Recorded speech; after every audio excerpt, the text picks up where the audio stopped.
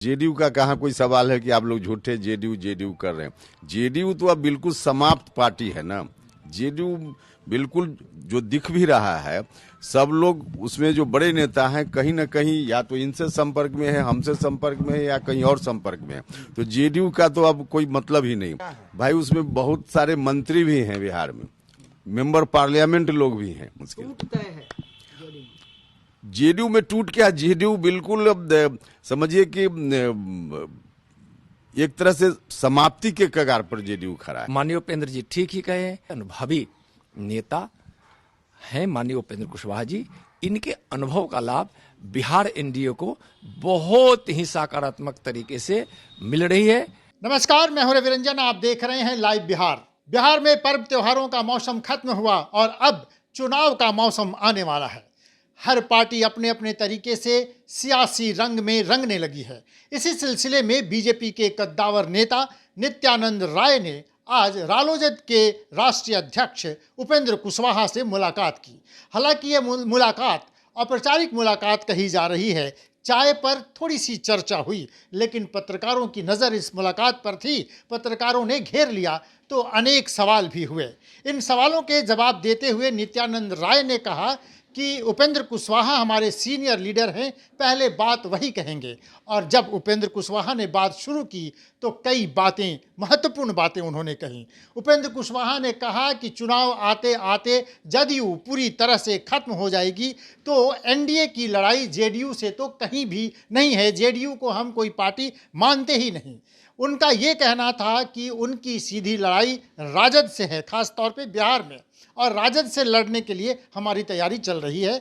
लेकिन उपेंद्र कुशवाहा ने यह दावा किया कि बिहार के 40 सीटों पर एनडीए चुनाव लड़ेगी और 40 सीट हम जीतेंगे। लेकिन महत्वपूर्ण बात यह है कि नीतीश कुमार पर किए गए सवालों को जिस तरह से उन्होंने दरकिनार किया और जैसा बताया कि नीतीश कुमार की पार्टी तो अब खत्म होने वाली है। हम आपको बताते चले कि नित्यानंद राय ने भी एक दिन पहले यही बात कही थी कि नीतीश कुमार की पार्टी बहुत जल्दी खत्म हो जाएगी। उपेंद्र कुशवाहा ने इशारा किया कि नीतीश कुमार के कई मंत्री और उनके कई कद्दावर नेता उनके संपर्क में और नित्यानंद राय के संपर्क में हैं। तो सबसे पहले हम आपको ये सुनाते हैं कि उपेंद्र कुशवाहा ने क्या कुछ कहा। तो पहले सुनिए उपेंद्र कुशवाहा की बात। एक तो हम लोगों का व्यक्तिगत रिश्ता भी है, आज नहीं, जिस समय हम लोग राजनीति में क ख ग शुरू किए थे उस वक्त से रिश्ता है, तो वह अपनी जगह है। उसके चलते भी मुलाकात तो होते रहती है। बाकी एनडीए में घटक दल के रूप में हमारी पार्टी भी शामिल है और भारतीय जनता पार्टी के बड़े नेताओं में से एक नित्यानंद राय जी हैं। और चुनाव नज़दीक आ रहा है तो स्वाभाविक रूप से बैठे हैं, तो कुछ तो इस विषय पर भी चर्चा हुई है। लेकिन नहीं, मायने क्या कुछ नहीं निकालना है। एनडीए को कैसे हम लोग मजबूत करें, इस पर बात हुई है, ताकि बिहार में 40 में 40 नरेंद्र मोदी जी की झोली में हम लोगों को देना है। तो इसके लिए तो हम लोगों को बैठते रहना पड़ेगा, बात करते रहनी पड़ेगी। आप लोग तो इसलिए आप लोग अरे इसका जब मौका आएगा तो बता देंगे। जब कौन पार्टी कितनी सीटों पर लड़ेगी यह कोई विषय नहीं है। 40 एनडीए लड़ेगा यह तो तय है। 40 में 40 हम लोग जीतेंगे और उस हिसाब से हम लोगों की स्ट्रेटजी बन रही है, देखते जाइए। लेकिन जेडीयू का देखा जाए, आरजेडी का देखा जाए, वो तो लंबा कार्यक्रम। भैया जेडीयू आरजेडी में आरजेडी की बात थोड़ी कर सकते हैं आप। जेडीयू का कहाँ कोई सवाल है कि आप लोग झूठे जेडीयू जेडीयू कर रहे हैं। जेडीयू तो अब बिल्कुल समाप्त पार्टी है ना। जेडीयू बिल्कुल जो दिख भी रहा है, सब लोग उसमें जो बड़े नेता हैं कहीं ना कहीं या तो इनसे संपर्क में है, हमसे संपर्क में है या कहीं और संपर्क में है। तो जेडीयू का तो अब कोई मतलब ही नहीं। आरजेडी है तो आरजेडी अब विपक्ष की पार्टी है केंद्र के हिसाब से, तो अपनी स्ट्रेटजी वह भी बनाएगी, उससे हम लोगों को क्या लेना। बड़े नेता मतलब कौन? अरे अब नाम बताना मुनासिब नहीं है नवीन। आप एमपी हैं क्या है भाई? उसमें बहुत सारे मंत्री भी हैं बिहार में, मेंबर पार्लियामेंट लोग भी हैं। अब इससे बड़े नेता की बात अब नाम कहिएगा सीधे तो बताना मुश्किल। जेडीयू में टूट क्या, जेडीयू बिल्कुल अब समझिए कि एक तरह से समाप्ति के कगार पर जेडीयू खड़ा है।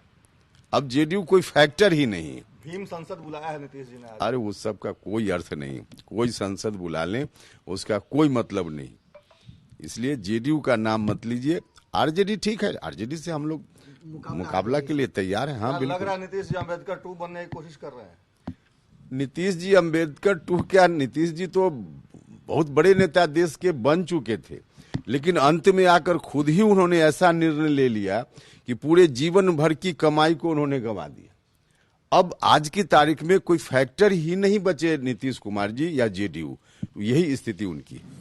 सर किस तरह बातें हुई हैं, जिस तरह से दावा किया जा रहा है कि जेडीयू में टूटता है उपेंद्र कुशवाहा। माननीय उपेंद्र कुशवाहा जी से मेरा रिश्ता बहुत पुराना है और अटूट भी है और गहरा भी है।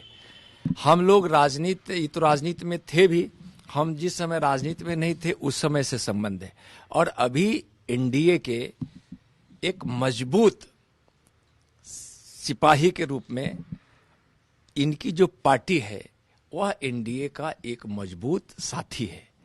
तो हम जब एनडीए के मजबूत साथी के घर आकर, एक तो रिश्ता और दूसरा एनडीए का रिश्ता, उसमें आज हम लोग सुबह आए हैं, चाय पिए थे और जब बैठते हैं तो माननीय उपेंद्र जी ठीक ही कहे हैं कि 40 की 40 सीट हम सब जीतेंगे। तो बैठे हैं तो कुछ न कुछ तो राजनीतिक चर्चा होगी। 40 की 40 सीट जीतेगी।